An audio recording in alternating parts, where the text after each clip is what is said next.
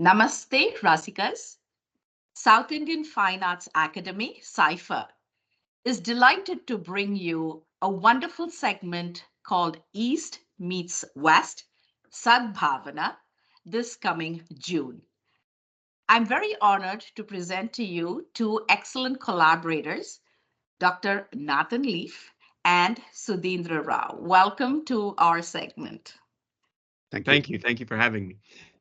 Nathan, could you please tell us a little bit about your initiation to music, your current role in NC State, and what inspires you to direct large community choirs? Certainly. Well, first of all, I just want to say thank you for having us here today. It certainly is a pleasure to be a part of this collaboration. So my initiation into music was that my family loved music, and music was always a part of my life growing up.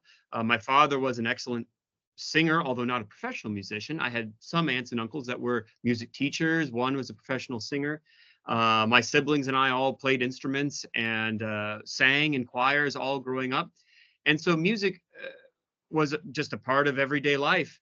And when I went to college, I was not intending to be a professional musician, but discovered that no, I rather would do that with my time than study law or study economics. And so here I am, and I ended up being a music teacher at NC State, where I direct all the choral program. And but even as a professional musician, my background in family-oriented and community choirs is a big part of my life, and a big part of the background that enables me to enjoy working with the concert singers. People love to make music and to be together, and although people love performing music, even just the regular rehearsals week in and week out as a time to come together, to make music together, to form a community in that way, is really important to people. And it's an important part of their lives, and it's a significant part of who they think they are and the way they contribute to the community. And it's a nice way to be. Having music and art as a part of your daily life, whether professional or not professional, is a great way to ground yourself in the people around you. What a beautiful thought, and you put it very succinctly. How about you, Sudhindra? What was your musical upbringing like? And what is it about percussion that fascinates you? Absolutely. So, namaste, everybody. Thank you to Saifa for bringing us here. Very similar upbringing to what Dr. Nathan said. My grandfather was a court musician at Royal Palace in Mysore.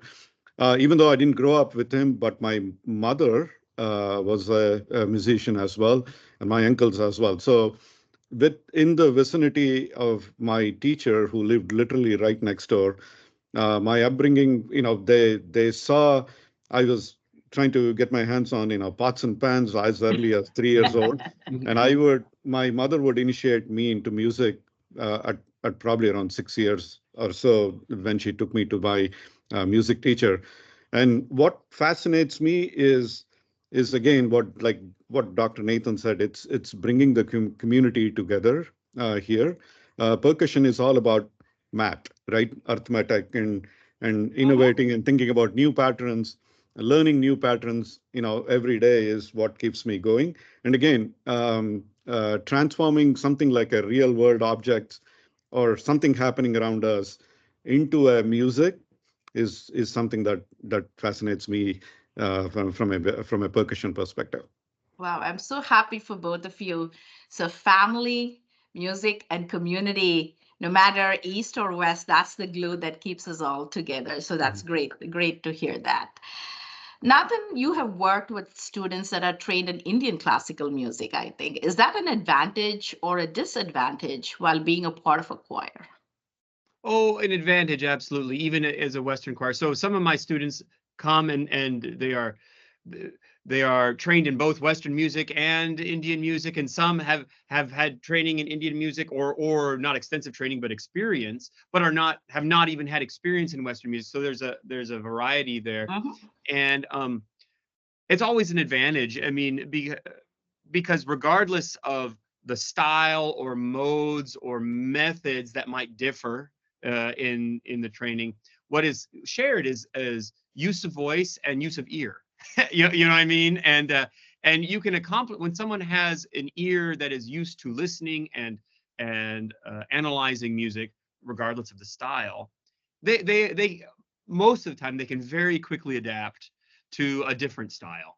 You know, I mean that ear training at a very young age, and in fact, when they're trained in a different style, it brings new elements and brings new insights that really benefit everyone. So it's always an advantage. Excellent. So, building blocks, yours and your voice, right? Mhm.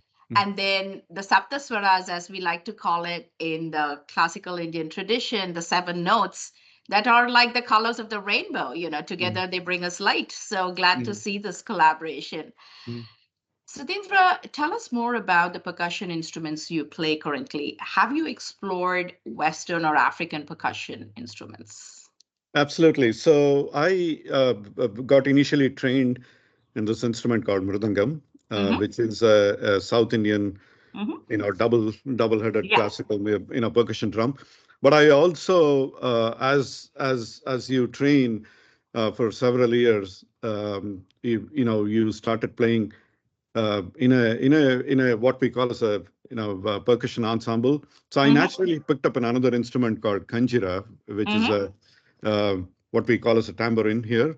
Right. But then, and I've started taking kanjira, practicing it, and then eventually got um, gradation at All India Radio and things like that. But Oh, I wow. also played a lot of concerts with Ghatan, and then there is a South Indian drum called Samela. It's actually called Hmm. Karadi Samela, which is basically played in Indian temples in south of India. So Mm-hmm.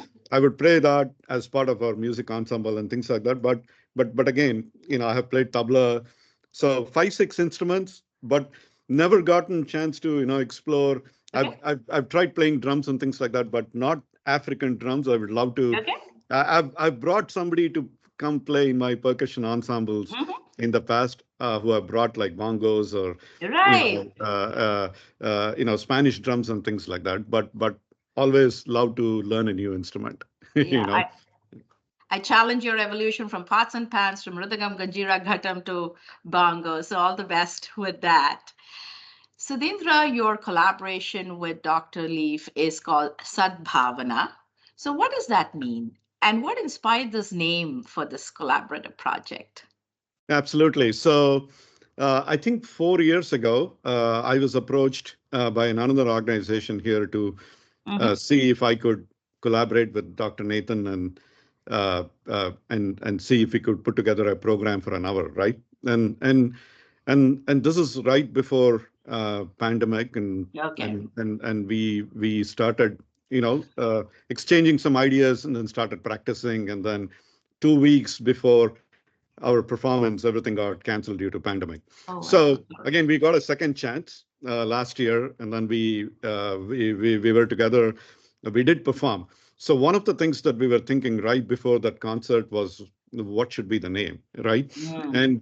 And there was we thought about given the circumstances in terms of where with this pandemic, coming out of a pandemic, and getting this a goodwill, or I should say, like cultivating or Oh, bringing yeah. something good together, right, into an existence.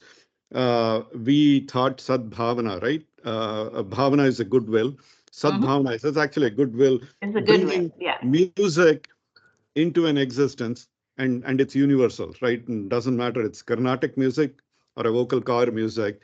Everybody with the right state of mind and using music as one religion and one language coming together and performing, we couldn't get Wow. better name than Sadbhavana. It's such an apt and beautiful name, and I just love the way you explained it. Thank you so much.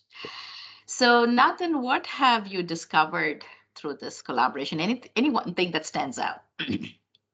Well, I mean, I think kind of going off what Sudhindra just talked about with the name, I mean, kind of one music, there is one music, and we find it, and that's even the goal of the collaboration is and now of course, uh like different modes, different methods, different techniques or whatever, but the one music is the same. And that's what I mean. The very first time we rehearsed, this was 4 years ago, there's such a curiosity. People just want to know. And I remember one of our members stopped our rehearsal, not in a bad way, because we came in, all of us from the choir, and there were all these beautiful instruments that we knew nothing about.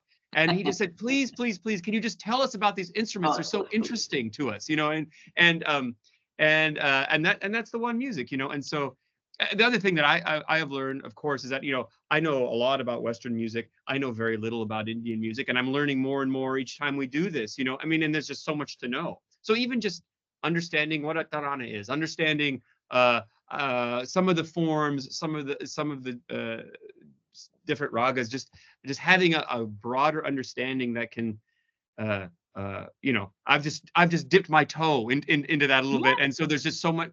So that's the other thing, is just learning more about this whole world of music that exists beyond my experience. Oh yes, oh yes. Mhm. They say Indian classical music originated from the Vedas, and the Vedas is something that we cannot date timestamp. So it is from a very, very, very long time ago, but it has this impact to continue to delight and create wonder to people. So I'm very happy to hear that.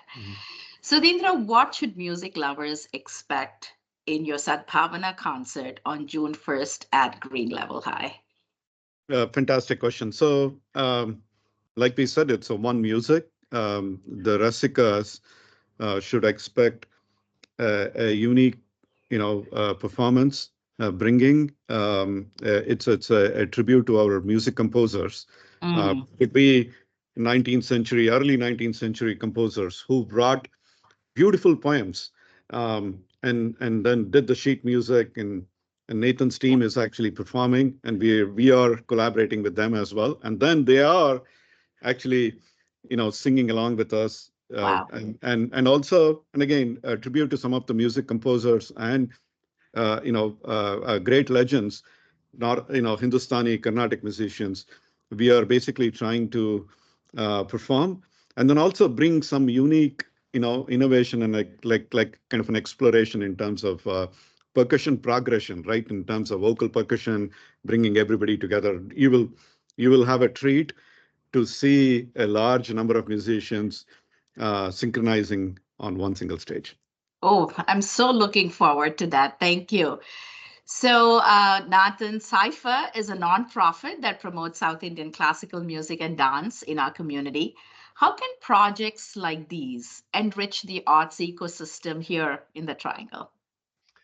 Well, many ways. The first way I think is that a project like this is a reflection of the breadth of our community.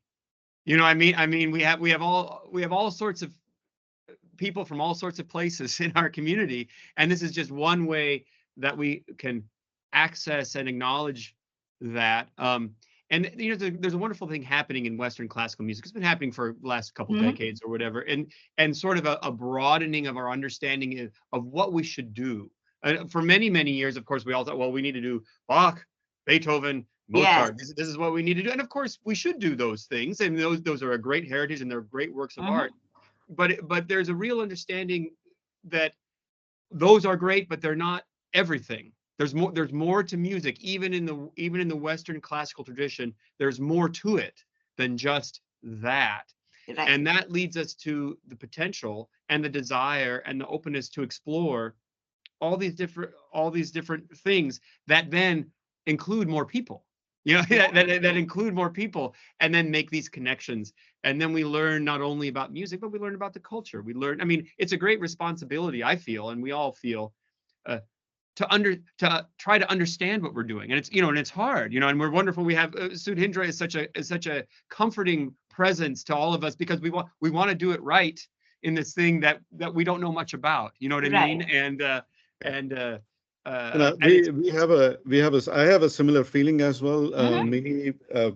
Even though we are collaborating with Dr. Nathan, the musicians that we are bringing, we have the very similar thing, right? We are bringing Carnatic musician and Hindustani, and then we could see this in the music practice. Well, we are constantly learning about the way you put the tala, right, and the way you put number of beats, and hand gestures are different.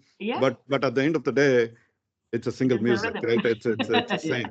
We speak different languages, different cultures, but it's assimilating all of them on So one single beautiful. platform with the instruments and the vocalist. Mhm. That's the special part of all this. Absolutely. Your enthusiasm is contagious. Sudhindra, I'm going to ask a question, and if the answer is no, please don't answer. So I see you wearing your beautiful kurta. Are you a Tar Heels fan? I'm a Tar Heel fan. I have a son at Chapel Hill, and this, by the way, this is pretty random. Okay. Nothing to I see show the Kate with my and the friend Tar Nathan Heels here. coming Yeah. together. So that's another collaboration right there, if that's the case. But anyways, thank you so very much. This conversation and this program is made possible by a very generous grant from the NC Arts Council, Spark the Arts. So we are very thankful to them. And I'm so looking forward to Sadbhavana coming together on June the 1st at Green Level High. I hope to see all of your students, their families, and please spread the word about this program. We'll be there. Thank you so much for your time. Thank you.